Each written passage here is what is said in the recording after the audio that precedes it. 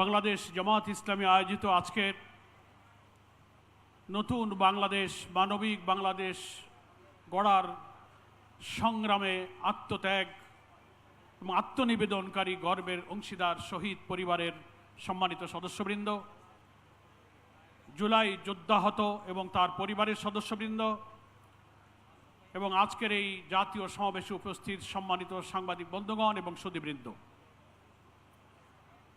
আমরা আজকে অত্যন্ত দুঃখ ভারাক্রান্ত হৃদয়ে যে দৃশ্য দেখতে পাচ্ছি, শহীদ পরিবার এবং জুলাই যোদ্ধা আহত ক্ষতবিক্ষত যন্ত্রণা নিয়ে যারা এখানে দাঁড়িয়ে দাঁড়িয়ে তারা বক্তব্য রাখলেন, একদিকে তাদের স্বজন হারানোর বেদনা, অঙ্গ হারানোর বেদনা, অন্যদিকে প্রায় 1.5 বছর পার হওয়ার পরও যে আকাঙ্ক্ষা, যে স্বপ্নের বাংলাদেশের জন্য তারা রক্ত দিয়েছিলেন, স্বজন হারিয়েছিলেন, সেই স্বপ্ন পুরো না হওয়ার বেদনা নিয়ে আজকের ঐতিহাসিক স্বরাজ উদ্যানে তারা সমবেত হয়েছেন। বাংলাদেশ জামাত ইসলামীর পক্ষ থেকে 11 দলের পক্ষ থেকে আমরা আপনাদের কাছে ক্ষমা প্রার্থী। যে কারণে আপনারা রক্ত দিয়েছিলেন, যে কারণে স্বজন হারিয়েছিলেন, পঙ্গু হয়েছিলেন, চোখ হারিয়েছিলেন, 1.5 বছর পর সেই দাবি পূরণের জন্য আবার এখানে আসতে হবে, এটার জন্য আপনাদের কাছে আমরা ক্ষমা প্রার্থী। আপনারা লজ্জিত, আপনারা আমাদেরকে ক্ষমা করে দেবেন। কিন্তু আজকে জুলাই যোদ্ধা শহীদ পরিবারের বক্তব্যে পরিষ্কার হয়েছে, সরকার জনগণকে বিভ্রান্ত করার যত চেষ্টাই করুক, যারা জীবন দিয়েছে, অঙ্গ দিয়েছে, ত্যাগ করেছে, আরো ত্যাগের প্রয়োজন হলে 18 কোটি মানুষের মুক্তির জন্য এই গণভোটের রায়কে বাস্তবায়নের সংগ্রাম আমরা দুর্বার গতিতে এগিয়ে নিতে চাই। গণভোটের রায় অর্থ কি? গণভোটে যে রায় 5 কোটি মানুষ হাতে ভোট দিয়ে জয়যুক্ত করেছে, তার অর্থ হলো ঐক্যমত্য কমিশনের জুলাই সনদের 84টি বিষয়ে যারা একমত, 47টি সাংবিধানিক পরিবর্তনের ব্যাপারে হাতে ভোট দিয়ে তার পক্ষে ভোট দিয়েছে। এমনকি প্রধানমন্ত্রী হার পক্ষে যদি ভোট দিয়ে থাকেন, তিনি এই গণভোটের রায় মানার পক্ষে হা বলেছেন। আজকে তিনি সেখান থেকে উল্টে যাচ্ছেন আর বিভ্রান্তিকর কথা বলছেন, আমরা অক্ষরে অক্ষরে মানব। তাই যদি মানেন, তাহলে কেন বলছেন নোট অফ ডিসেন্ট?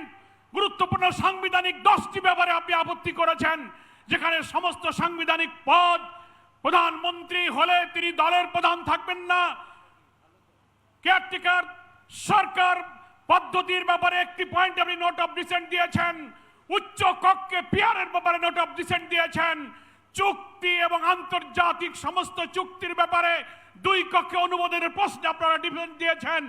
আপনারা দুর্নীতি দমন কমিশন, পিএসসি, আপনি অডিটর জেনারেল, প্রধান বিচারপতি নিয়োগ, প্রত্যেকটি সাংবিধানিক পদ যা হলো এই সংস্কারের মূল কাঠামো, যেটা ঠিক না হলে এই রাষ্ট্র আবার ফ্যাসিবাদের দিকে ধাবিত হবে, সেখানে আপনারা না বলেছেন।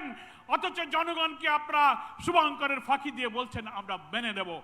5 কোটি মানুষ হাতে ভোট দিয়ে আপনাদের এই সেই নোট অফ ডিসেন্টকে খারিজ করে দিয়েছে। 5 কোটি মানুষের সামনে আপনাদের নোট অফ ডিসেন্ট নাই। গণভোটের ব্যালটে যে 4টি প্রশ্ন, সেখানেও নোট অফ ডিসেন্ট নাই। তার অর্থ হলো গণভোটের পুরা রায় আপনাকে মানতে হবে।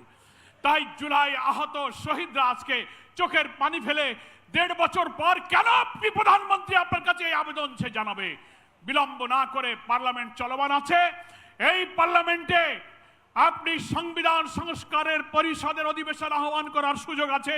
আপনি ডাকুন, শপথ গ্রহণ করুন এবং গণভোটের ফলাফল অনুযায়ী সংস্কারের প্রস্তাবকে মেনে নিয়ে সংবিধানের তফসিল অন্তর্ভুক্ত করুন। তাহলেই শহীদদের রক্ত, এই আকাঙ্ক্ষা, আত্মদান তখন সফল হবে।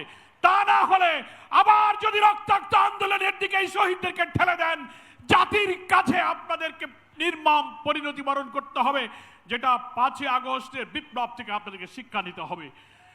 আমি আজকের এই ময়দানে উপস্থিত সকলকে আবারও আহ্বান জানাবো, 11 দলীয় ঐক্যের পক্ষ থেকে বিক্ষোভ, সমাবেশ, মিছিল, সেমিনার, গোলটেবিল, দীর্ঘ কর্মসূচি শুরু হয়েছে। জাতীয় সংসদে আমাদের নেতারা লড়াই করবেন, রাজপথেও লড়াই চলবে। রক্তের এই মূল্য না পাওয়া পর্যন্ত এই আন্দোলন ইনশাআল্লাহ আমরা অব্যাহত রাখবো। সকলকে ধন্যবাদ জানিয়ে আমি আমার বক্তব্য শেষ করছি। আল্লাহ হাফেজ। বাংলাদেশ জিন্দাবাদ। বাংলাদেশ জামাত ইসলামী জিন্দাবাদ, 11 দলীয় ঐক্য জিন্দাবাদ।